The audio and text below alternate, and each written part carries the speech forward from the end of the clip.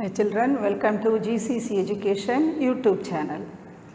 Today we are going to discuss 9th chapter plus 2 economics, fiscal economics.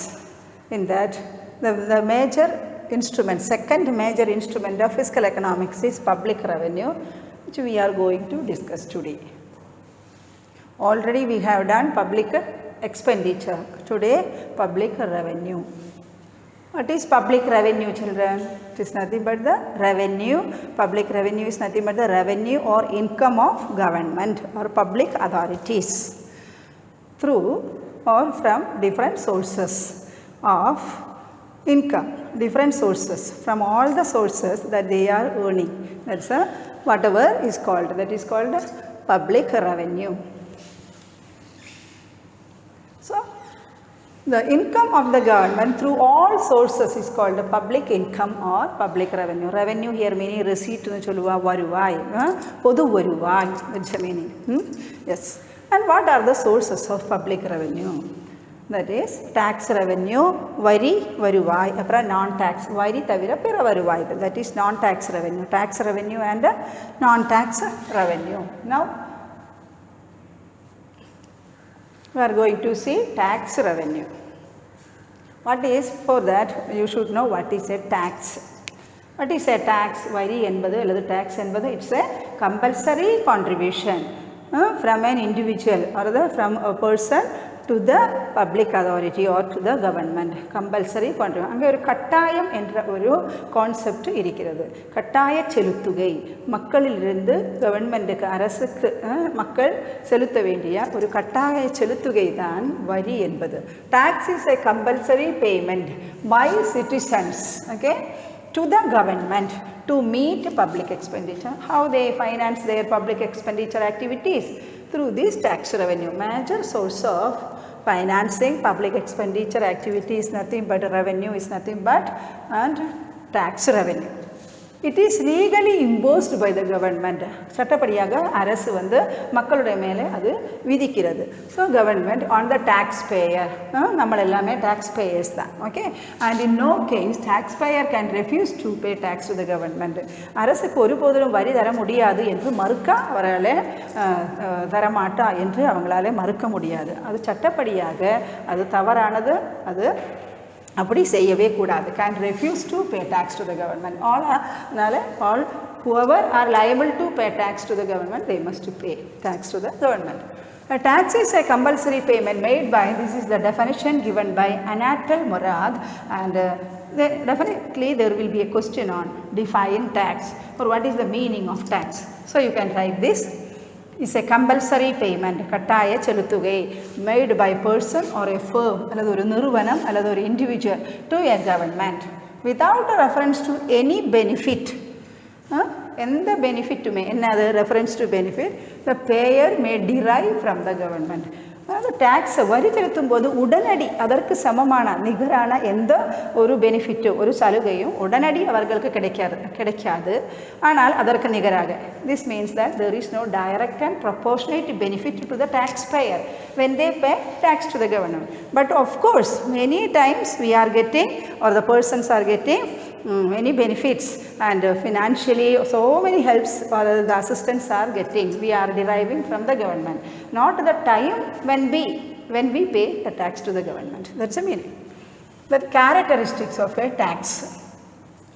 What is, from this we see that because the same meaning, the definition is given by Dalton, in which he say that it is not a what we say penalty or a punishment to the people. It is only because of their and to arouse their civic consciousness and their civic duty. As a citizen, it is his right and his duty and its responsibility to pay tax to the government. Okay, so in the light of that we can see what are the அம்சங்கள் என்ன அல்லது tax உடைய characteristics இயல்புகள் என்ன என்று பார்க்கலாம். A tax is a compulsory payment made to the government. கட்டாய செலுத்துகையாகும். People on whom a tax is imposed must pay the tax. கண்டிப்பா கொடுக்க வேண்டும். Refusal to pay the tax is punishable offense. Okay, for example income tax, அந்த correct நேரத்துக்கு நீங்க வந்து income tax செலுத்துவ கவர்மெண்ட்டுக்கு வந்து கொடுக்கல, அப்படி இருக்கும்போது நீங்களே வந்து அது பனிஷ் பண்ணுறதுக்கான உரிமை அல்லது அதிகார ரைட்டு வந்து கவர்மெண்ட்டுக்கு உண்டு. There is no quid pro quo. Quid pro quo meaning அந்த டேக்ஸ் கொடுக்குற அமௌண்ட்டுக்கு நிகரான டைரக்ட் அண்ட் ப்ரொபோர்ஷனேட் சரி ஓகே நிகரான எந்த ஒரு பெனிஃபிட்டும் உடனடி உங்களுக்கு கிடைப்பதில்லை. Quid pro quo it's a French word. Quid pro quo direct and proportionate benefit tax payer and public authorities. This means that taxpayer cannot claim any specific benefit against the payment. நான் tax கொடுத்துட்டேல உடனடி எனக்கு அது வேணும் இது வேணும் அப்படி சொல்ல முடியாது. கவர்மெண்ட் பல நேரங்களில் உங்களுக்கு வந்து ஃபார் எக்ஸாம்பிள் வெள்ளப்பெருக்கம் வரும்போது பிரச்சனைகள் வரும்போது அப்புறம் ரேஷன் கொடுக்கறது உங்களுக்கு பின்ன என்ன சப்சிடைஸ்டு ரேட்டில் வந்து பல எலக்ட்ரிசிட்டி நிறைய பொருள் எல்லாம் கொடுக்கறது அதெல்லாம் கொடுப்பதான் செய்வாங்க. ஆனால் டேக்ஸு கொடுக்கிற போது அதோட அமௌண்ட்டுக்கு நிகராக உங்களை எந்த பெனிஃபிட்டும் கேட்க முடியாது. Every tax involves some sacrifice. It's a sacrifice, of course. Okay. அதில் ஒரு தியாக மனப்பான்மை அடங்கி இருக்கிறது from the part of taxpayer. அப்புறம் tax, then every tax involves some sacrifice on the part of taxpayer. The tax is not levied as a fine or penalty. உங்ககிட்ட இந்த ஒரு breaking law நீங்கள் ஏதாவது ஒரு வந்து ஒரு சட்டத்தை மீறி நடந்ததுக்காக நீங்கள் வந்து கட்ட வேண்டும் என்று கட்டாயப்படுத்துவது கிடையாது. It is your responsibility as a citizen, civic duty. And you are the citizen of this country, you are liable to pay tax to the government because you are enjoying your life under the provisions or the benefits enjoying given by the government. That's the meaning.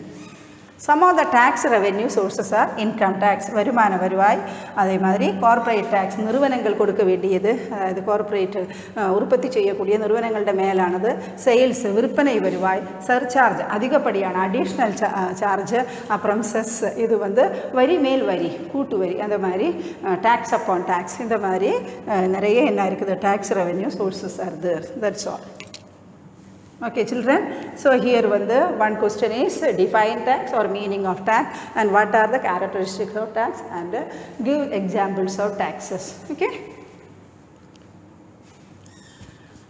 Next we see what are non-tax revenue.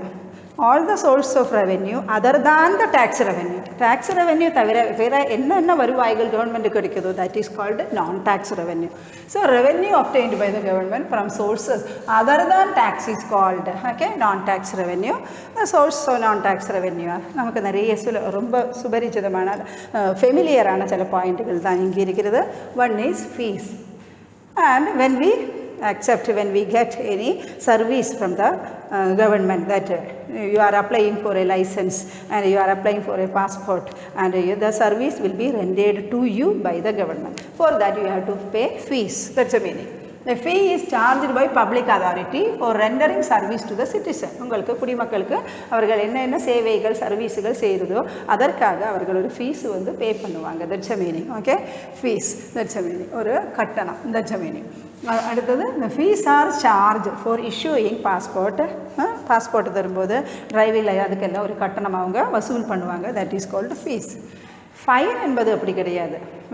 அதாவது சட்டத்தை மீறும்போது for example traffic loss அது உங்கள் அதாவது சட்டங்களை எல்லாம் மீறும்போது அல்லது payment of income tax அந்த correct நேரத்துக்கு நீங்கள் கொடுக்காமல் இருக்கும்பொழுது இப்படி வரும்போது உங்களை government has the right to punish. It's a penalty. அது a fine is a penalty imposed on an individual for violation of சட்டத்தை மீறுவதற்காக உங்கள் மேலே செலுத்துவது தான் இது ஒரு பெனாலிட்டி மாதிரி ஒரு பனிஷ்மெண்ட் தான். ஆக்சுவலி அந்த ஃபைன் ஆகும். அது இது இந்த amount. That's a meaning. For example, fine for violation of traffic rules, payment of income tax after the stipulated time, etc. Correct time ku seyyama irukkumbodhu, for example, in the month of March all are entitled to pay. Arellame and லிமிட்டில் வரக்கூடியவர்கள் எல்லாமே வருமான வரி செலுத்த வேண்டும். அப்படி செய்யாமல் இருக்கும்போது உங்களுக்கு ஃபைன் போடுவாங்க. That is what is this earnings from public enterprise. Public enterprise க்கு நிறைய earnings இருக்கும். Steel Authority of India Limited, Hindustan Machine Tools, இப்படி பாரத் ஹெவி எலக்ட்ரானிக்ஸ், இப்படியெல்லாம் நிறைய நிறுவனங்கள் இருக்குது. இவர்களுடைய எல்லாமே வருவாய் அதாவது ப்ராஃபிட் அது கவர்மெண்ட்டுக்கு என்ன பண்ணலாம், பப்ளிக் எக்ஸ்பெண்டிச்சருக்காக பயன்படுத்தலாம். Earnings Special assessment of betterment levy. For government public expenditure program, because of that, a particular area will may be benefited. For example, a flyover, a road, and the value is increasing. So there is appreciation in the value of the land. For that, the people will be benefited.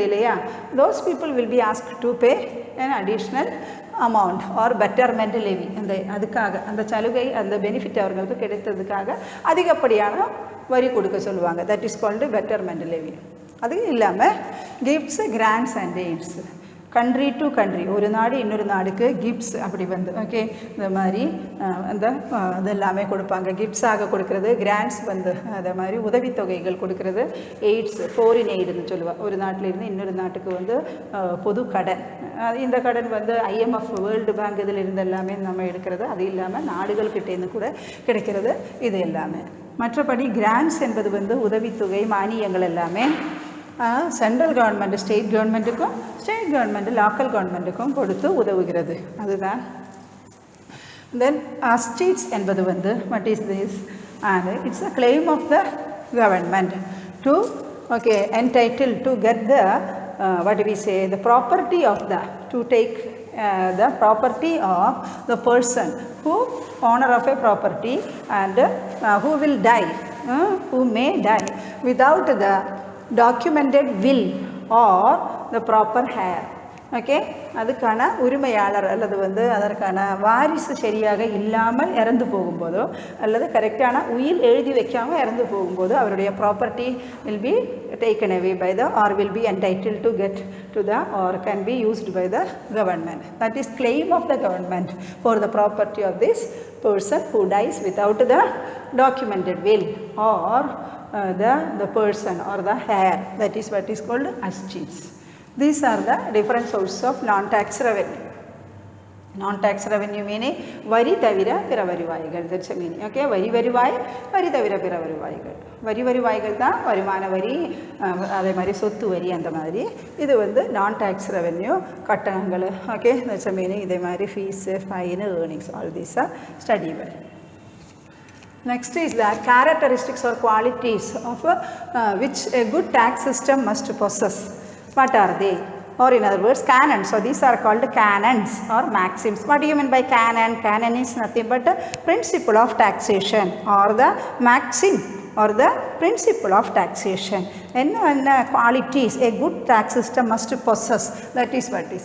A good tax system should have a proper combination of all kinds of taxes having different canons. So, according to Adam Smith, father of economics, and he has devised, there are 4 important canons or principles of taxation. These are called Adam Smith divine principles or the maxims of, very famous, the maxims of taxation. They are equitable, then economical, equitable, convenient, certain. So we can வரிசைப்படுத்தி சொல்லும்போது canon of equity, canon of certainty, canon of convenience and also canon of economy. These are the major most important principles devised by Adam Smith. A good tax system must possess all these properties, all these canons and possess. That good tax system will be a good tax system. And if this tax system which does not satisfy these canons, it is not a good tax system, it's a bad one. That's a meaning. And the next, last but not least is, this is not Adam Smith canon, but we should include this efficient, flexible and flexible. அதாவது tax system வந்து ரொம்ப திறமை மிக்கதாகவும் அந்தந்த நேரத்துக்கு ஏற்ப flexibility அதற்கு வந்து அதோடைய வளையும் தன்மை கொண்டதாகவும் இருக்க வேண்டும் என்று சொன்னால், எப்போது அரசுக்கு அதிகமாக வரி தேவைப்படுதோ அப்போது அதிலிருந்து அதிகம் கிடைக்கிறதுக்கும், எப்போது அந்த இதுவை வந்து குறைக்க வேண்டும் என்று அரசு விரும்பும் அப்போது அந்த மாதிரி உள்ள ஒரு தன்மை இருக்கக்கூடியதும், அதில் வந்து எல்லா டைப்பு டேக்ஸஸும் டைரக்ட், இன்டைரக்ட், அது என்னென்னு நம்ம பார்க்க போகிறோம். அந்த மாதிரி எல்லா டைப்பு டேக்ஸஸும் இருக்க வேண்டும். அப்படிப்பட்டது தான் எஃபிஷியன்ட் அண்ட் ஃப்ளெக்சிபிள் என்ற இந்த குவாலிட்டியையும் அது சாட்டிஸ்ஃபை பண்ண வேண்டும். அப்போது தான் அது இலாஸ்டிக் என்று சொல்லுவோம். இலாஸ்டிக் நெகிழ்வுதன்மையுடையதாக இருக்க வேண்டும் என்று அர்த்தம். According to Adam Smith, there are 4 canons. This is again can be asked as 5, mainly 3 mark question you can expect. It's a very important one. And Adam Smith canon சொல்லும்போது you must be careful, only 4 canons there. And first one is canon of ability. This is nothing but the canon of equity. Equity meaning samatva vidhi. இதுக்கு என்ன samatva, canon of ability, samatva vidhi. Canon of certainty, urudhi vidhi. Canon of convenience, vasadi vidhi. Canon of economy, chikkana vidhi. இந்த 4 விதிகளும் அல்லது 4 canons, canon CANON, canon principles should be there in a good tax system. Canon of ability is nothing but the government should impose tax in such a way that the people have to pay taxes according to their ability. What is the meaning? Yes, rich should pay more taxes, okay, and poor people they need not pay or they pay less only. That's the meaning. Or when you are getting richer and richer, your tax burden will increase. According to your ability to pay, you are supposed to pay tax to the government. That is, this particular canon satisfy canon of that equity principle, samatvam. Okay, samatva adipadayil amaindirukku. This canon also is the example for this is nothing but income tax. It is progressive in nature. Progressive meaning when your income increases, you are supposed to pay more and more tax to the government. Other than you are richer, you pay more tax. That's the meaning.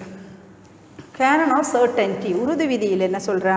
Government must ensure that there is no uncertainty regarding the rate of tax or time of the payment. People வந்து ரொம்ப actually வந்து tax கொடுக்கறது என்பது வந்து ரொம்ப ஒரு actually வந்து ஒரு கட்டாயமாக செய்யக்கூடிய ஒரு செலுத்துகையாகும். அதில் ஒரு சாக்ரிஃபைஸ் அல்லது ஒரு தியாக மனப்பான்மை அடங்கி இருக்கிறது. மக்கள் வந்து கரெக்டாக டேக்ஸ் கொடுக்கணும் அப்படின்னு இருக்கிற போது அதுக்காக அவர்களுக்கு அது வந்து ரொம்ப உறுதியாக இருக்கணும். ஆர்பிட்ரரினஸ் அதில் வந்து எந்த ஒரு பொருத்தக்கேடுகள் ஒரு கன்ஃபியூஷன் அவங்களுக்கு இருக்கக்கூடாது. என்ன சொன்னால் என்ன? when to be paid, எப்போது நான் டேக்ஸ் கொடுக்க வேண்டும், what is the rate of my tax, எவ்வளோ டேக்ஸ் நான் கொடுக்க வேண்டியது, எங்கு செலுத்த வேண்டியது, இதை பற்றியெல்லாம் அவர்களுக்கு what to be okay what is the rate of tax to be paid and when to be paid, where to be paid, இதெல்லாம் அவங்களுக்கு should be certain, உறுதியாக இருக்க வேண்டும், certain to the tax payer. That's the meaning. Canon of convenience, that is vasadi vidhiyil enna solra, method of collection and the timing of the tax payment should suit the convenience of the people. Timing of the, what is the meaning? It should not be, it should be, tax procedure should be very simple, easy and convenient. Not only that, and for example, it should be convenient for them to pay the tax. Example, and that tax deducted at source, வருமான வரியில் income டாக்ஸில் வந்து அந்த வருமானத்தில் இருந்தே அந்த சேலரியிலிருந்து பிடித்தம் செய்யப்படுகிறது எது வருமான வரியே. அதனால அவங்களுக்கு அந்த அடிஷ்னல் சுமை அவங்களுக்கு ஏற்படாது. அந்த திரும்ப அவங்க பாக்கெட்லேருந்து பணம் எடுத்து கொடுக்க தேவையில்லை. அது வந்து பணத்திலிருந்தே அவங்க சேலரியிலிருந்து டிடக்ட் ஆகிட்டா, that is what is deducted at source என்று சொல்கிறது. அதே மாதிரி அண்ட் பண்டங்கள் வாங்கும்போது sales tax with the price of the commodity they are paying the tax. For example 50 ரூபாய் என்பதில் வந்து அதோடைய காஸ்ட் ஆஃப் ப்ரொடக்ஷனும் இருக்கும், அதோடைய ப்ரைஸும் ரெண்டு சேர்த்து தான் கொடுக்கறது, டேக்ஸு தனியாக கொடுக்க தேவையில்லை. இதுவும் ஒரு கன்வீனியன்ஸ் தான் மக்களுக்கு. அதே மாதிரி ஃபார்மர்ஸ் அவங்க வந்து நிலவரி லேண்ட் டேக்ஸ் கொடுக்கணும் அப்படி இருந்தால் ஜஸ்ட் ஆஃப்டர் ஹார்வெஸ்ட் அப்போது தான் அவங்களுக்கு பணம் இருப்பாங்க. இது வந்து மெயின்லி அக்ரிகல்ச்சரெல்லாம் it is a gambling of monsoon இல்லையா, அது வந்து சரியாக எப்போதுமே அறுவடை இருக்கணும்னு அப்படி கிடையாது. அப்போது நல்ல அது உடனே எப்படி வந்து இருக்கிறதோ நல்ல ஒரு டைமில் வந்து ஜஸ்ட் ஒரு ஃப்ளட் இருக்கிற நேரத்தில் வந்து அவங்களே போய் டேக்ஸ் கேட்டால் கிடைக்காது. நல்ல ஒரு ஹார்வெஸ்ட் சீசன் முடிஞ்சதும் அவங்களுக்கு வந்து டேக்ஸ் கொடுக்க கேட்கலாம். So that is what is. So this should be according to the convenience of the taxpayers, the government should then impose the tax. That's the meaning.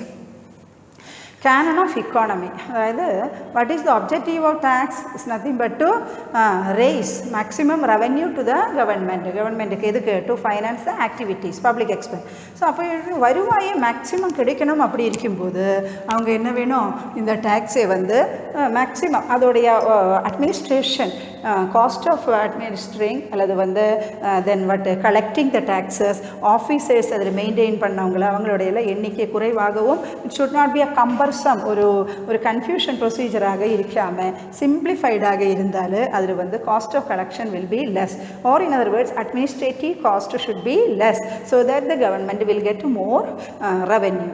Or the administrative cost வந்து அதிகமாக இருந்தால் கவர்மெண்ட்டுக்கு கிடைக்கக்கூடிய revenue குறைந்து போகும், then it is called a bad tax system. Okay, that's the meaning. These are the very important canon. Next is that of elasticity that I told you, and it should include all types of taxes.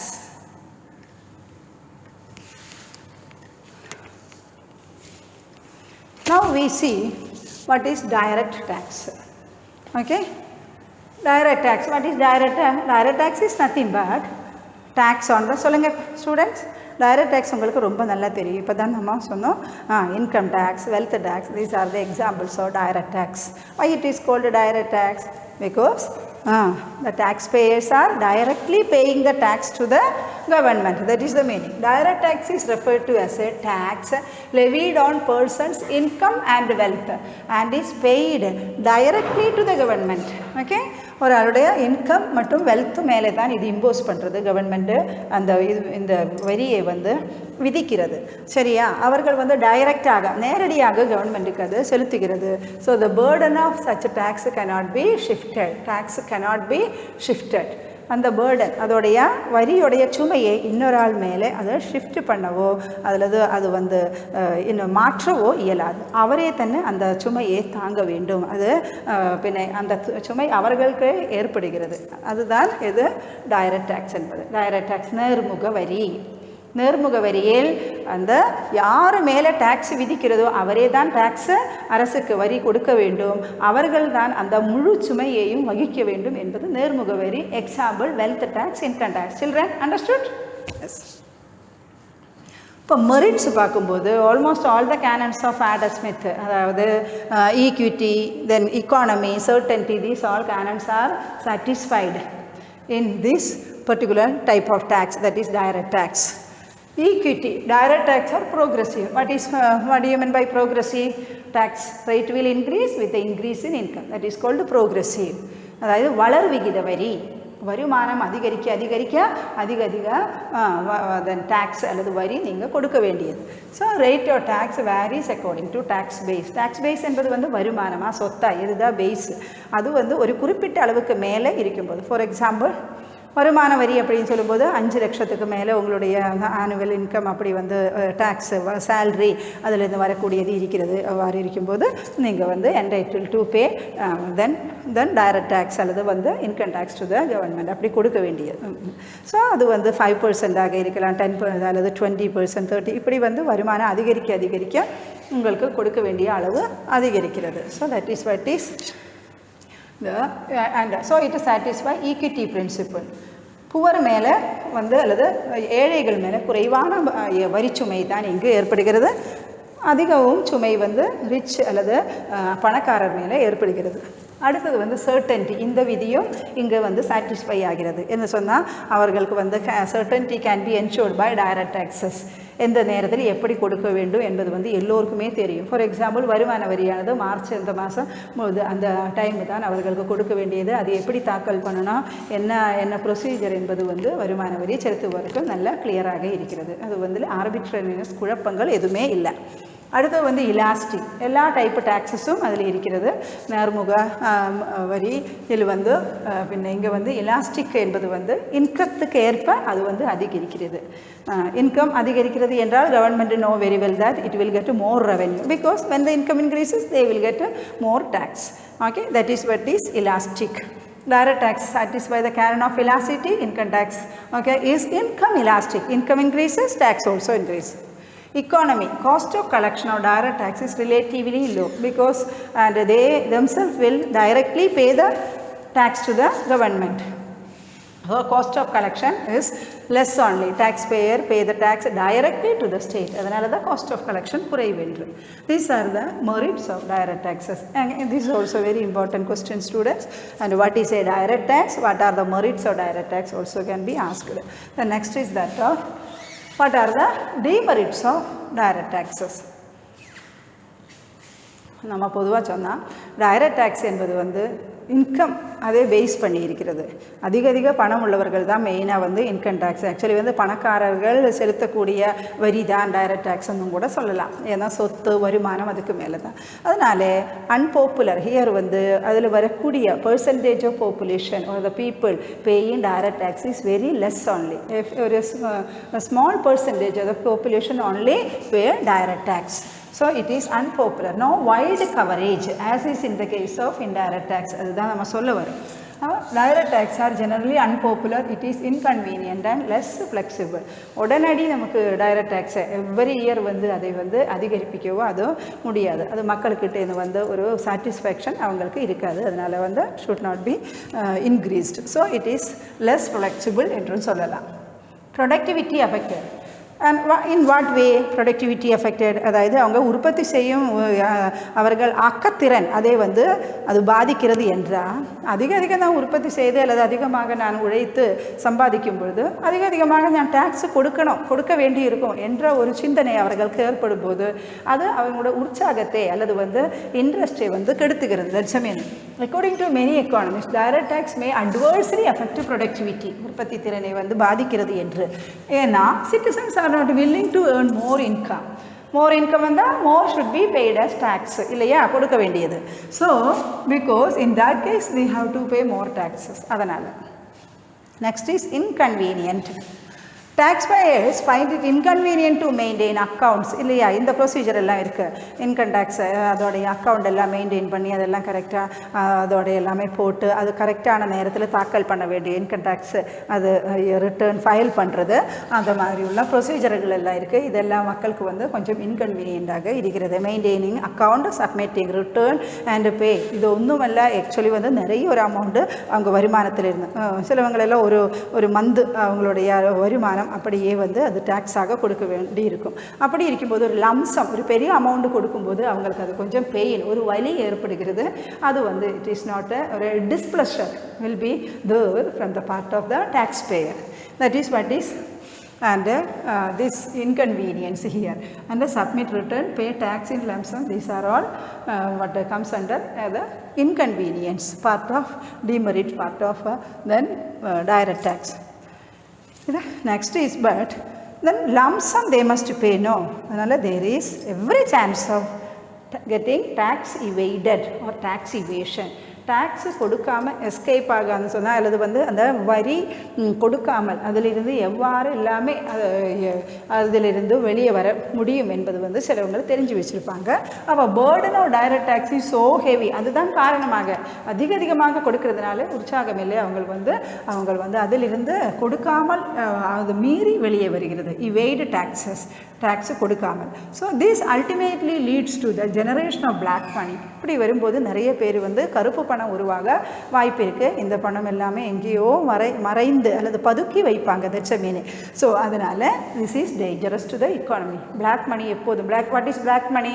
அன்அக்கவுண்டட் money, கணக்கில் படாத பணம் நிறைய வர வாய்ப்பு இருக்குது. இது வந்து நாட்டுக்கு கொஞ்சம் கூட நல்லது கிடையாது. இது வந்து நாட்டுடைய வளர்ச்சியை முரடிக்க செய்வாங்க. That's a meaning. அல்லது வந்து நாட்டின் வளர்ச்சியை வந்து மேம்படுத்தாது ஒருபோதிலுமே. So which is harmful to the economy. And so from this merits and demerits நமக்கு மெயின்லி வந்து இன்கம் டேக்ஸ் அல்லது டைரக்ட் டேக்ஸ் என்பது வந்து ஈக்விட்டி பிரின்சிபலை சாட்டிஸ்ஃபை பண்ணுறது என்றும் ability to pay progressive in nature. காரணம் என்ன தெரியுமா?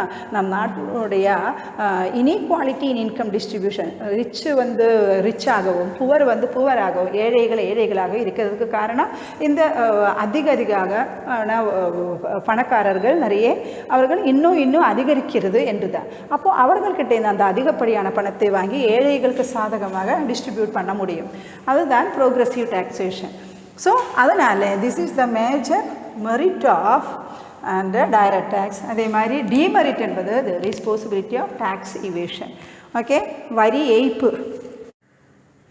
ஸோ சில்ட்ரன், அப்போ in source of public revenue அதில் வந்து நம்ம direct tax as a major source of revenue to the government. அது வந்து ஓவர். நமக்கு டைரக்ட் டேக்ஸ் என்னன்னு படித்தோம், அதோடைய மெரிட்ஸ் எல்லாம் பார்த்தோம். இப்போது அடுத்தது வந்து indirect tax.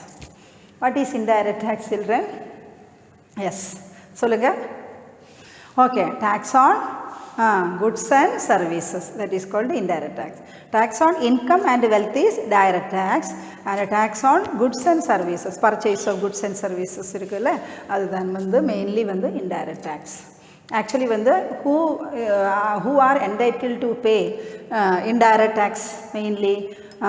It is we people, that is consumers or the customers. We are entitled to pay tax to the government, but whether we pay directly to the government ஒரு போதிலும் இல்லை.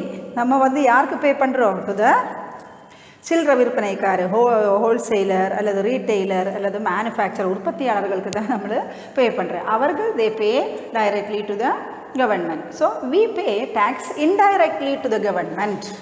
That is why it is called indirect taxes. Understood, children? Indirect tax is referred to as a tax charged on a person who purchase the goods and services. அப்படி பார்த்தா நம்ம எல்லோருமே goods and services வாங்குறாங்க இல்லையா? And it is paid indirectly. நம்ம நேரடியாக கவர்மெண்ட்டுக்கு நம்ம ஒரு மேட்ச் பாக்ஸ் வாங்கும்போது அதோடைய டேக்ஸ் நேரடியாக கொடுக்கறதில்லை. ஸோ இது வந்து indirectly to the government. The burden of tax can be easily shifted to another person. That's the meaning. Direct taxல அந்த வரி கொடுக்கும் சுமையை ஒரு போதிலுமே அவர்களால் மாற்ற இயலாது. அந்த யார் டைரக்ட் டேக்ஸ் கொடுக்கணுமோ, இன்கம் டேக்ஸ் ஃபார் எக்ஸாம்பிள், வருமானம் அதாவது வருமான வரி கொடுக்க வேண்டியது அவர்களே தான் அந்த சுமையை ஏற்க வேண்டும். இங்கு அப்படி கிடையாது. யார் வரி கொடுக்கணுமோ கொடுக்கறது வந்து இவர்களாக தான் இருக்கலாம், மேனுஃபேக்சரர் அல்லது உற்பத்தியாளர் அல்லது வந்து சில்லறை விற்பனைக்காரர். ஆனால் அவர்களுக்கு அது நைஸாக ஈஸியாக அந்த சுமையை வந்து கஸ்டமர் மேலே அது வந்து ஷிஃப்ட் பண்ண முடியும். அதை வந்து அந்த பாரத்தை கஸ்டமர் மேலே ஏற்படுத்த முடிகிறது. That's a meaning. அந்த சுமையை கஸ்டமர் மேலே ஏற்படுத்த முடிகிறது. So burden of tax can be easily shifted to the another person. It is levied on all person equally, whether rich or poor. Here the beauty of indirect tax. Even when you buy ஒரு small குண்டூசி வந்து வாங்கும்போது, ஒரு small பின் வாங்கும்போது, ஒரு match box வாங்கும்போது நீங்கள் என்ன பண்ணணும்? நீங்கள் டேக்ஸு கொடுத்தே ஆகணும். அப்படி இருக்கும்போது all, whether rich or poor, you are all paying indirect tax to the government. மறைமுக வரி, தமிழில் வந்து நம்ம மறைமுக வரி, மறைமுகமாகவே இந்த வரியை செலுத்துவதால் அது இட் இஸ் கால்டு மறைமுக வரி என்று சொல்கிறோம். சரி, understood? What is the major difference between direct and indirect? Direct tax directly paid to the government by the person, and he himself will, and what bear meaning சுமக்கிறது, எல்லா சுமையும் அவர்களுக்கே தான். இங்கே இன்டைரக்ட் டேக்ஸில் அப்படி கிடையாது. ஓகே, கஸ்டமர் மேலே தான் major அந்த வரியோட சுமை வருகிறது. ஆனால் பே பண்ணுறது வந்து அது உற்பத்தியாளரோ ரீட்டெய்லர் அல்லது சில்லறை விற்பனைக்காரரோ ஷாப் கீப்பர் அல்லது ஷாப் ஓனரோ ஆகலாம். There are several types of indirect taxes. What are they? கொஞ்சம் then most important famous ஆன கொஞ்சம் indirect taxes நீங்கள் சொல்லுங்கள் ஸ்டூடெண்ட்ஸ். எஸ், சேல்ஸ் டேக்ஸ், விற்பனை வரி என்று இல்லையா? ஓகே, அப்போ நம்ம பாருங்கள். And excise duty. Excise duty is payable by the producer or the manufacturer. உற்பத்தியாளர் தான், உற்பத்தி வரி தான் இது, உற்பத்தியாளர் தான். இந்த place by manufacturer who shift the burden to the retailer. அவர் என்ன பண்ணுறான்? நைஸாக ஓகே ரீட்டெய்லர் அல்லது ஹோல்சேலர் மேலே. ஓகே, ஒரு பெரிய company for example TVS, Sundaram அப்படின்னு சொல்லுது, அவங்க வந்து மொத்தமாக உற்பத்தி மேனுஃபேக்சரர் தான். அது வந்து யார் இல்லாமல் ரீட்டெய்லர் மற்ற ஷாப் ஓனர்ஸ் வந்து ஷோரூம் ஓனர்ஸ் வந்து வாங்கிட்டு போகிறாங்கல்ல, அவர்கள் தான் வரி கொடுக்க வேண்டியது. அவர்கள் என்ன பண்ணுறா? நைஸாக அந்த வரியோடைய சுமையை பாரத்தை வந்து கஸ்டமர் மேலே இல்லையா? இப்போ நீங்கள் ஒரு மோப்பட் அல்லது ஒரு டூ வீலர் அப்படி வந்து வாங்கும்போது with the price of the two wheeler you have to pay tax to the shop owner அல்லது த ஷோரூம் ஓனருக்கு கொடுக்க வேண்டியது அவர் வந்து கவர்மெண்ட்டுக்கு பே பண்ணுறது. This is the procedure actually. So அப்போ then sales tax paid by a shopkeeper or retailer who then shift the tax burden to the customer by charging the sales tax on goods and services. புரிஞ்சிருக்கும் எனக்கு. விற்பனை செய்யும்போது அந்த விற்பனை பின்ன அதோடைய வரியை வந்து கன்சியூமர் மேலே அது ஷிஃப்ட் பண்ணுறார். யார்? ஷாப்கீப்பர் ஆர் த retailer. Next custom duty. Custom duty வந்து நம்ம மெயின்லி வந்து இம்போர்ட் டியூட்டி, இறக்குமதி வரின்னு சொல்லுவோம். ஏற்றுமதி இறக்குமதி எல்லாம் இருக்குல்ல, அதில் இறக்குமதி வரிகள் தான். Whatever goods which are imported from other country we are entitle to we should pay tax to the. அது எந்தெந்த கன்சியூமர் அது வாங்குகிறாங்களோ நம்ம நாட்டில் அவர்கள் தான் அந்த வரியை கொடுக்க வேண்டும். So import duties levied on goods from outside the country ultimately paid for by the consumer and retailers. அவர்கள் தான் தொடர்ந்து அந்த வாங்கக்கூடிய கன்சியூமர் தான் அந்த வரியை சுமையை ஏற்க வேண்டும். அதுதான் கஸ்டம் டியூட்டி. நெக்ஸ்ட் வந்து என்டர்டெயின்மெண்ட் டேக்ஸ், கேளிக்கை வரின்னு சொல்லுவோம் இல்லையா. அப்போ நம்ம சினிமா பார்க்க போகிறோம் அப்படி இருக்கும்போது அந்த தியேட்டர் ஓனர் அவர் அந்த வரி இது இருக்கும் இல்லையா, நம்ம அதோடைய டேக்ஸ் சினிமா டிக்கெட் இருக்கும் அதோடு சேர்த்து அந்த வரியை போட்டுருது. Actually he is entitled to pay tax to the government. அவர் தான் கொடுக்க வேண்டியது. ஆனால் அவர் வந்து நம்ம ஃபிலிம் வியூவர்ஸ் அல்லது சினிமா கோயர்ஸ் இல்லையா, யாரெல்லாம் அது பார்க்க போகிறாங்களோ அவர்கள்ட மேலே தான் நைஸாக அந்த சுமை ஏற்படுகிறது. Entertain liabilities on the cinema theatre honours, அவர்களுக்கு தான் சுமை ஆக்சுவலி. ஆனால் தென் ஹூ ட்ரான்ஸ்ஃபர், அந்த சுமையை அவர் என்ன புரட்டி போடுகிறது யாரோட மேலே, transfer the burden to cinema chores, அது மூவி யாரெல்லாம் ஆடியன்ஸ் வியூவர்ஸ் யாரெல்லாமோ அவர்களோட மேலே. ஸோ நம்ம நினச்சிக்கோங்க. ஸோ சர்வீஸ் டேக்ஸ், நம்ம நிறைய சர்வீஸ் நமக்கு தேவைப்படுது இல்லை. ஃபார் எக்ஸாம்பிள் ஒரு ரெஸ்டாரண்ட்டில் போகிறது, அப்போ நம்ம அங்கே இருந்த டீ திங்ஸ் எல்லாமே டிஃபன் சாப்பிட்றது அப்படி நல்லா இருக்கும்போது அதே மாதிரி தானே டெலிஃபோன் பில்லு, இன்சூரன்ஸ் ப்ரீமியம் இதெல்லாமே நம்ம இதற்கு எல்லாமே நம்ம வந்து என்ன சர்வீஸ் டேக்ஸை கொடுக்க வேண்டியது. So charge on services like telephone bill, insurance premium such as food bill in a restaurant tax. These are the major. Okay, you should have a clear idea what are the comes under this indirect tax என்பது. இப்போ majority of these taxes are வந்து changed and will be replaced by the very famous, என்ன சொல்லுங்க children, recently we introduced, that is GST, goods and service tax, which was introduced in July 1st 2017. And the tax, that is the very important, the very big, okay, or comprehensive பரவலான ஒரு indirect tax மறைமுக வரி வந்து நம்ம ஏற்படுத்திட்டோம். அதனால் இந்த டேக்ஸுகள் எல்லாமே அதில் வந்து நமக்கு இதோடைய ரிஃப்ளெக்ஷன் பார்க்க முடியும். That's all. இப்போ டைரக்ட் அண்ட் இன்டைரக்ட் டேக்ஸை நம்ம டிஃப்ரென்ஸ் பண்ணது ஈஸியாக பாருங்கள். இந்த டயக்ராத்தில் இதிலிருந்து வந்து இந்த பிக்சர்லேருந்து என்ன புரிகிறது, வந்து டேக்ஸ் பேயர், ரெண்டு பேருமே டேக்ஸ் பேயர் தான். இந்த டேக்ஸ் பேயர் என்ன ஆகுது, டைரக்ட் டேக்ஸில் அவர் ஆக்சுவலி வந்து ultimate burden of the tax, இந்த டேக்ஸ் கொடுக்க வேண்டிய உண்மை ஃபைனல் இறுதி சுமை அவருடைய மேலேயே இருக்கிறது. ரெஸ்பான்சிபிலிட்டி டு பே டேக்ஸ், அந்த டேக்ஸ் கொடுக்க வேண்டிய சுமையும் என்ன அவர்கள்கிட்டேன்னு அவரே கொடுக்க வேண்டியது. அப்போ ரெண்டுமே ரெஸ்பான்சிபிலிட்டி அவங்க மேலே தான் இருக்குது. அல்டிமேட்லி அவரால் காரணம் என்ன தெரியுமா, இந்த tax burden cannot be shifted to another. என்னோட தான் வருமானம், நான் தான் அந்த அதிலிருந்து வருமான வரி கொடுக்க வேண்டியது.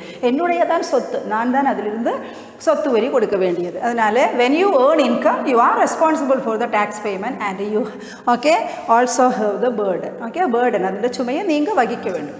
இன்டைரக்ட் டாக்ஸ்ல எப்படி அல்டிமேட் இறுதி சுமை அல்லது கடைசி சுமை, அதாவது அது பேர்டன் ஆஃப் டேக்ஸ் பேமெண்ட் வந்து பர்ச்சேசர் மேலே, நம்மளெல்லாம் கஸ்டமர் மேலே வருது. ஆனால் வந்து ரெஸ்பான்சிபிலிட்டி டு த டேக்ஸ் வந்து ஷாப்கீப்பர் தானே அவர் கொடுக்குறது. ஷாப்கீப்பர் அதனை வந்து transfer the burden on to the customer. Then example GST, goods and service tax. When you buy a stuff, for example bike ஏதாவது வாங்குறே அல்லது two wheeler, the shopkeeper is responsible for tax payment but he can collect it from you. That's all. Understood the children? Please you keep in mind ரெண்டு things. ஒன்று வந்து ultimate burden of tax payment and the responsibility for tax payment in the case of direct tax will be upon same person. He cannot transfer the burden up to another person. But indirect tax and ultimately one person is bearing the tax burden, but the payment will be done by another person. That is, one is shopkeeper, the other one is ultimate burden will be borne by the consumer. That's the meaning.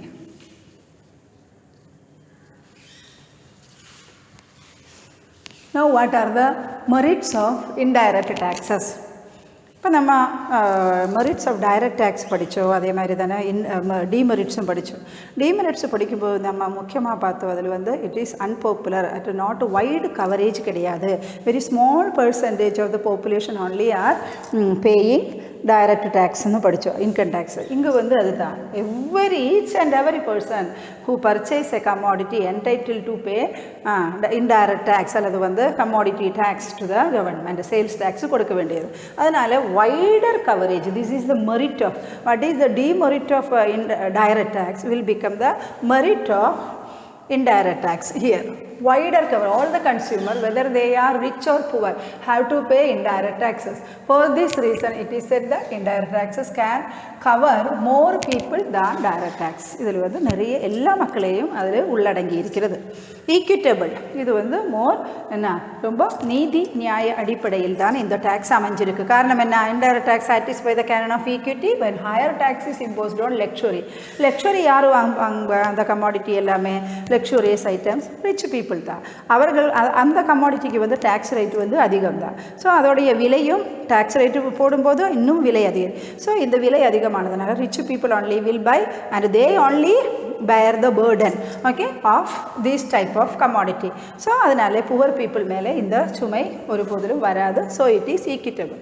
Economical, cost of collection is less as producers and retailers collect tax and pay to the government. நமக்கு தெரியாமலேயே நமக்கு கிட்ட இருந்து tax collect ஆகுது, which will be automatically paid by retailer to the government or shopkeeper to the government. So cost of collection இங்கே குறைவு தான், that is what is economical. So அந்த பிரின்சிபிளும் இங்கே satisfy ஆகிறது. Checks harmful consumption. harmful, for example cigarette, liquor இதுக்கு எல்லாமே actually வந்து வரி வந்து அதுக்கு எல்லாமே ஜாஸ்தியாக தான் இருக்கும். இது எல்லாமே போடுறதுனால மக்கள் வந்து நிறைய பேர் அது வாங்காததுனால என்ன ஆகும், வாங்கவும் முடியாது. இந்த எல்லாமே சேரும்போது அது வந்து கொஞ்சம் விலை அதிகமாக இருக்கிறது. ஸோ இது வந்து one way it will check harmful consumption. நம்மளுடைய உடலுக்கு தீங்கானது என்ற ஒரு காட்டிங் நம்ம பார்த்துருப்போம் இல்லையா, அதுதான் இந்த மாதிரி உள்ள திங்ஸ் எல்லாம் யூஸ் பண்ணுறது. ஸோ அது நம்ம வாங்கவும் முடியாது, விலை வந்து ரொம்ப அதிகமானதுனால நிறைய பேர் சாதாரண மக்கள் வந்து அதிலிருந்து விடுபடுறதுனால it will check harmful consumption. So that's the meaning. These type of tax are called power, okay, வரிகள் அல்லது வந்து sin taxes என்று சொல்லுவார்கள். இது வந்து ஒரு கொஸ்டின் வந்து உங்க கேட்டாலும் கேட்கலாம், அதனால வந்து கொஞ்சம் இது எல்லாமே நல்லா கவனிச்சிருங்க. Imposes indirect tax on those commodity which are harmful to health, tobacco, liquor, etc. They are known as sin taxes. So what are sin taxes? Now you understood. Convenient. Indirect tax are levied on commodity and services. Whenever consumers make purchase, they pay tax along with the price. நமக்கு தெரியாமல் நம்ம நாலேஜே இது ஆகாமல் நமக்கு எந்த கஷ்டம் இல்லாமல் அந்த விலையோடு சேர்த்து நம்ம டேக்ஸும் வரியும் கொடுக்கிறது. அதனால் நம்மளை பொறுத்து அது கன்வீனியண்டாகத்தான் இருக்கிறது. So these are the merits of indirect taxes. This also one important question in your book. This will be what are the merits of indirect? Wider coverage, equitable, economical, checks harmful consumption, and it is also convenient. Okay children, now let us see what are the demerits. Higher cost of collection. எதனால? Yes, it has a wider coverage. அத்தனை பேரை அது உள்ளடங்கியதாக இருக்குது இல்லையா children? அதனால் cost of collection of indirect tax is higher than the okay எல்லாமே வருமான வணிக வரித்துறை எல்லா விற்பனை வரி இது எல்லாமே கலெக்ட் பண்ணி அந்த ஷாப் ஓனர் ஆகட்டும் ரீட்டர் கொடுக்கும் பொழுது அத்தனை பேரையும் மொத்த மக்களையும் அது உள்ளடக்கியதுனால செலவு வந்து அதிகரிக்கிறது. இன்இலாஸ்டிக், நம்ம படித்தோம் இந்த இதில் வந்து டைரக்ட் டேக்ஸ் வந்து இலாஸ்டிக் இன் நேச்சர்னு சொன்னால், ஆனால் இது வந்து இன்இலாஸ்டிக்னு சொன்னால் உடனடி நமக்கு அந்த பண்டங்கள் மீதான வரியை வந்து அதிகரிப்பிக்க முடியாது. ஒரு ஒன்ஸ் வரி போட்டோம்னா அது பிகம் யூனிஃபார்மாக அல்லது வந்து அது ப்ரொபோர்ஷ்னலாக அவ்வாறு வந்து நிலையாக இருக்கிறது. அதனால் வந்து அதில் வந்து உடனடி அதிகரிப்பிக்க முடியாது. Indirect tax are less elastic compared to direct tax. அப்பப்போ வருமான அதிகரிப்புக்கு ஏற்ப மாறக்கூடியது தான் டைரக்ட் டேக்ஸ் என்றால் இங்கு வந்து அந்த மாதிரி செய்ய முடியாது. உடனடி நமக்கு வரியை வந்து பண்டங்கள் மீதான வரியை அதிகரிப்பிக்க முடியாது. அதனால இட் இஸ் இன்இலாஸ்டிக். ரிக்ரெசிவ், தேய் வீதம் சொல்லுவாள். நம்ம என்ன படித்தோம், இம்பார்ட்டன்ஸ் படிக்கும்போது அதோடைய மெரிட்ஸ் படிக்கும்போது direct tax are progressive. Income increases, tax rate also increases. Here என்ன, indirect tax are regressive meaning they வீதத்தில் சொன்னால் என்ன சொன்னால் வருமானம் அதிகரிக்கும் போது த டேக்ஸ் பேர்டன் அல்லது வந்து வரிச்சுமையானது குறைகிறது என்னதான் இங்கே அர்த்தம் பாருங்கள். And the indirect tax are sometimes unjust, okay, நீதிக்கு எதிரானது, புறம்பானது.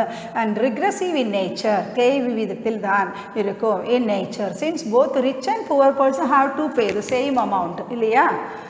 ரெண்டு பேருமே ஒரே amount. For example bus ticket எடுத்துக்கோங்க. ஒரு பர்டிகுலர் பாயிண்ட், ஒரு டெஸ்டினேஷன், ஒரு குறிப்பிட்ட இடத்துல நீங்கள் இறங்க வேண்டியது.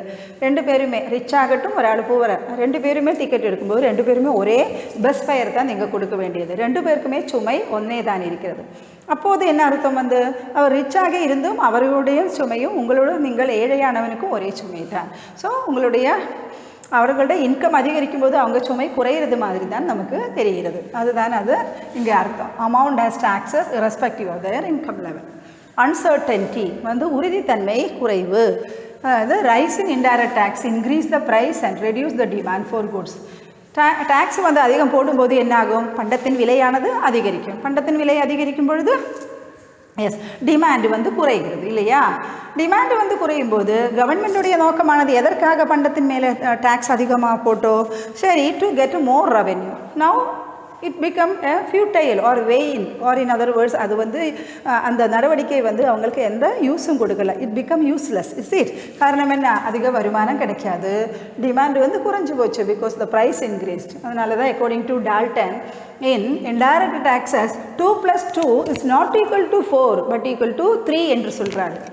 என்ன? வருமான வரி இன்டைரக்ட் டேக்ஸ் அதிகரிக்கும் போது அவங்களுக்கு அதிக வருமானம் கிடைக்கும் என்று எதிர்பார்ப்பு. ஆனால் டிமாண்டு குறைந்ததுனால, தேவை குறைந்ததுனால அந்த it want serve the purpose, அந்த நோக்கம் நிறைவேறலை. அதனால் 2 + 2 is equal to 3 or less than 3 என்று டால்டன் அவர்கள் கூறுகிறார். Uncertain about the expected revenue collection. அப்போ கவர்மெண்ட்டுக்கு ரொம்ப உறுதி இல்லை இங்கே. காரணம் விலை அதிகரித்து டிமாண்டு குறைந்ததுனால நல்ல வருமானம் கிடைக்கும் என்ற உறுதி அவர்களுக்கு கிடையாது. No civic consciousness. காரணம் என்ன? Tax we are paying together with the price. அந்த டேக்ஸ் கொடுக்கிறது என்ற ஒரு உணர்வு மக்களுக்கு ஏற்படுவதில்லை. காரணம் tax payment it is a duty of a citizen. It is a civic duty. It is a civic consciousness. It will be arousing civic consciousness. ஆனால் அந்த ஒரு உணர்வு இங்கே இல்லை. ப்ரைஸோடு அது சேர்ந்து ஹிடனாக இருக்குது, அதுக்குள்ளே ஒளிந்திருக்கிறது. எது? Tax burden or tax. As the tax is hidden in price, consumer are not aware of paying tax. அதனாலே அந்த ஒரு உணர்வு, நான் ஒரு குடிமகன், நான் இப்படி செய்ய வேண்டியது, அந்த ஒரு ரெஸ்பான்சிபிள், அது ஒரு மைண்டு அதில் இந்த இன்டைரக்ட் டேக்ஸில் வருவதில்லை. As is in the case of direct tax. அந்த அளவுக்கு இதில் வருவதில்லை. These are the demerits of indirect taxes. Okay children? Okay.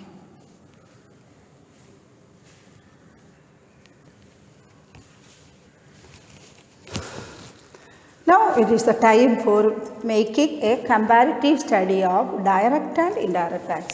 நம்ம எல்லாமே படித்து முடிஞ்சாச்சு. இப்போ நம்ம கொஞ்சம் நல்ல ஞாபகத்தில் எடுத்துகிட்டு கொண்டு வந்தால் நமக்கு என்ன டைரக்ட் டேக்ஸ் என்பது என்ன, இன்டைரக்ட் டேக்ஸ் என்பது என்ன என்று நம்ம நல்லா மைண்டில் நம்ம ஏற்றிட்டோம்னா நமக்கு இந்த வேறுபாடு அழகாக நமக்கு சொல்ல முடியும்.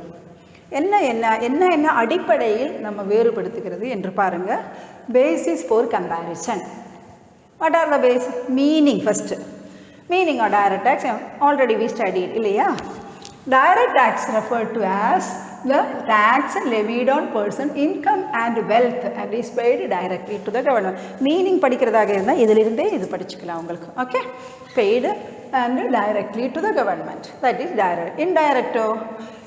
Indirect tax is referred to as the tax levied on a person who consume the goods and services paid indirectly to the government. நம்ம இப்போ படித்ததை தான் திரும்ப சொல்கிறோம். Okay, because this particular table is also very important and you can again can expect a question from this part.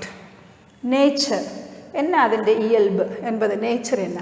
It is progress. Direct tax income increases, tax increase, so progressive.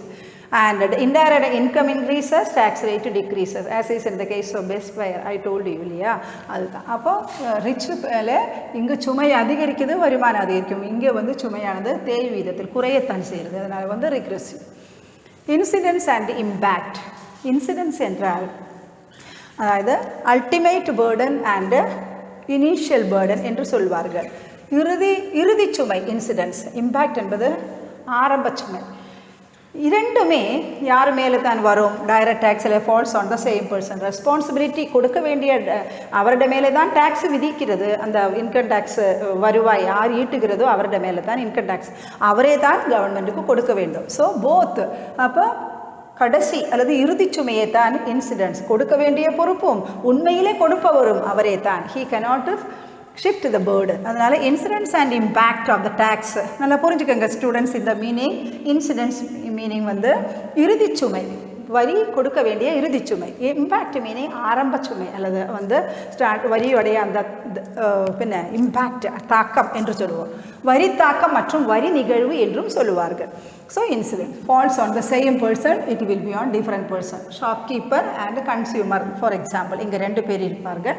So அதனால் ஒரு ஆள் மேலே வரி சுமை ஏற்படுகிறது, ஆனால் அவர் தான் கொடுக்கிறது என்றாலும் ஆக்சுவலி அந்த வரியோடைய சுமை உண்மையிலே இன்னொரு ஆள் மேலே அதாவது கன்சியூமர் மேலே ஏற்படுகிறது.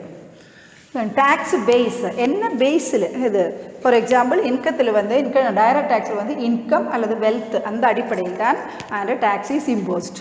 ஹியர் இன்டைரக்ட் டேக்ஸில் on the purchase, sale or manufacture நம்ம படித்தோம் இல்லையா, எக்ஸைஸ் டியூட்டி படித்தோம், பர்ச்சேஸ் ஒரு சேல் வந்து சேல்ஸ் டேக்ஸ்.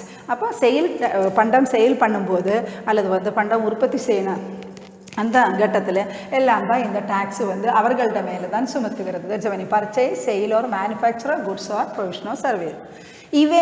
இவேஷன் மீனிங் வரி கொடுக்காம, வரி ஏய்ப்புகள், வரியை கொடுக்காம அதிலிருந்து எப்படி தப்பிக்கிறது உள்ள ஒரு சில சிந்தனைகள் நிறைய பேருக்கு இருக்கலாம். அதுதான் டைரக்ட் டேக்ஸில் அது வந்து ஜாஸ்தி. காரணம் என்ன, லம்சம் நிறைய டேக்ஸ் வந்து அவங்கள வருமானம் அதிகரிக்கும் போது கொடுக்க வேண்டியிருக்கும். அதனால் நிறைய பேர் வரி கொடுக்காம, இவேஷனுக்கு அதிகமான பாசிபிலிட்டி இங்கே இருக்குது. வரி ஏய்ப்புக்கு இங்கே வந்து ஒரு போதிலும் this is the beautiful point about indirect tax. whoever buy a commodity he must pay tax because priceோடு சேர்ந்து தான் வரி கொடுக்கிறது. That's the reason. பாருங்க, tax evasion is hardly possible because it is included in the price of the goods and services. அது வரியும் சேர்த்து அந்த விலை கொடுத்தால்தான் பண்டம் வாங்க முடியும். அதனால இங்கு வந்து வரி ஏய்ப்பு நடக்கிறதில்லை.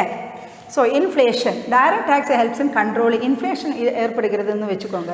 ஸோ அப்படி விலைவாசி அப்போது மக்கள்கிட்ட இந்த மாதிரி அதாவது tax rate helps in controlling inflation. அதிகமாக இன்ஃப்ளேஷன் அப்படின்னு இருக்கும்போது இந்த வரி மக்கள்கிட்டேனா அதிகமாக பணத்தை வந்து வரி மூலமாக வசூல் பண்ண முடியும். ஸோ அப்போ அந்த பணத்தின் எக்ஸஸான அளிப்பு அல்லது விலைவாசி ஏறுதலை குறைக்க முடியும். இது வந்து indirect tax push up price inflation. அது அப்படி கிடையாது.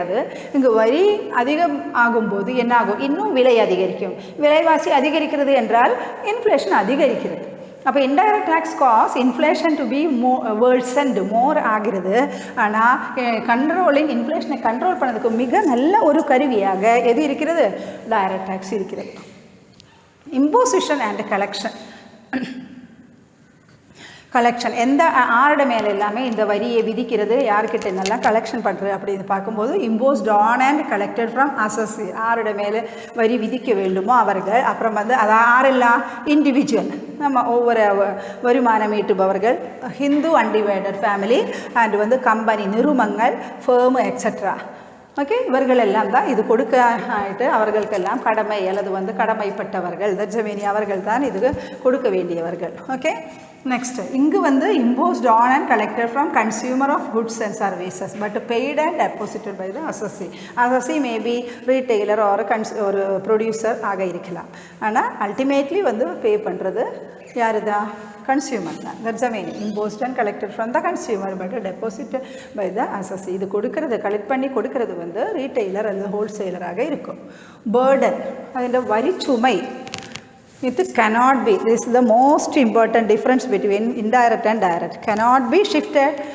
indirect taxல இந்த வரி சுமை அல்லது burden tax payment னுடைய அந்த சுமையை வந்து can be shifted, okay, in indirect tax, cannot be shifted in direct tax. Children, இது வந்து ரொம்ப இதுவே நீங்க படிச்சிட்டேன்னா you will get a good idea of direct and indirect tax.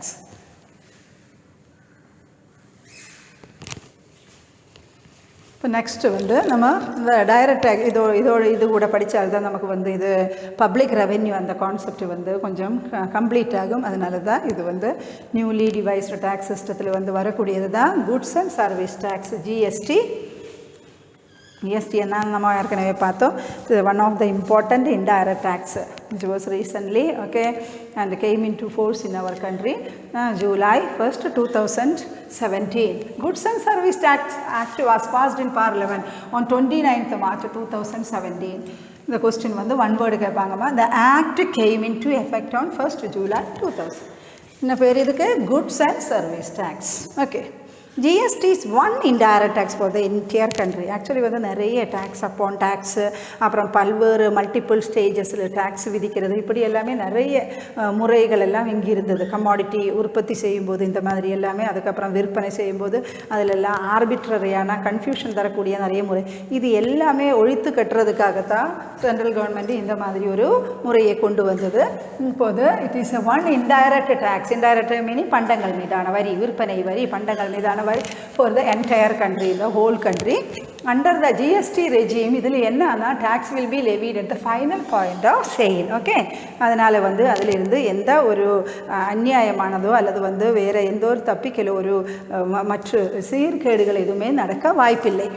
Next வந்து GST is destination based. Destination meaning இடம் அடிப்படையிலானது இந்த GST என்பது. என்ன சொன்னால், ஃபார் எக்ஸாம்பிள் ஒரு இடத்துல வந்து உற்பத்தி செய்து இன்னொரு இடத்துலைக்கு வந்து வந்தாங்க குட்ஸை வந்து டிரான்ஸ்போர்ட் ஆகும்போது ஹூவர் இஸ் யூஸிங், அந்த இடத்துல மக்கள் தான் இந்த பண்டத்தை பயன்படுத்துவது என்றால் அவர்கள் தான் இந்த டேக்ஸை வந்து கொடுக்க வேண்டியது. அந்த டேக்ஸ் வந்து அந்த ஸ்டேட், அந்த நாட்டில் உள்ளவங்களுக்கு, அந்த கவர்மெண்ட்டுக்கு வந்து யூஸ் பண்ணலாம், அவர்களுக்கு தானே அந்த GST போகும்.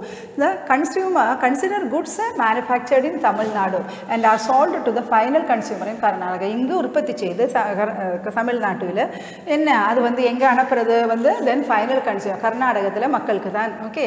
since goods and service tax is levied at the point of consumption, அவர்கள் தான் வாங்குபவர்கள். அப்படி இருக்கும்போது in this case Karnataka, the entire tax revenue will go to Karnataka, not to Tamil Nadu. okay. அந்த மக்கள் பயன்படுத்தும் போது அவர்கள் கன்சம்ஷன் பண்ண ஸ்டேஜில் தான் இந்த டேக்ஸ் வந்து விதிக்கப்படுகிறது. ஸோ இந்த ஜிஎஸ்டி மொத்தமும் கர்நாடகா ஸ்டேட்டுக்கு வந்து கிடைக்கப்பெறுவாங்க. So component of GST are of three types. CGST collected by the central government within the state or union territory. SGST collected by the state government within the state or union government. IGST collected by the central government between the states, that is Kerala and Karnataka, like that.